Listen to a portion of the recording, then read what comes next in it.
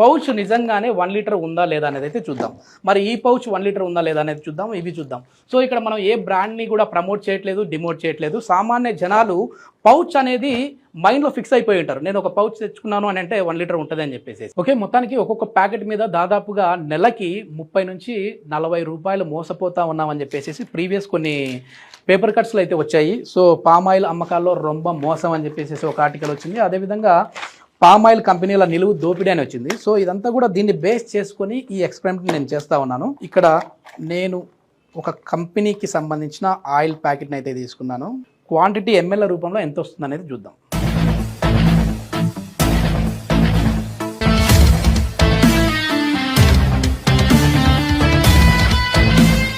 So ఇది approx 890, 885 అటు ఇటుగా ఉంటుంది ఎంఎల్. సో 1 లీటర్ అయితే ఇది లేదు. ఓకే, మళ్ళీ ఇప్పుడు మనం నెక్స్ట్ ప్యాకెట్ చూద్దాము, ఈ పౌచ్ చూద్దాము.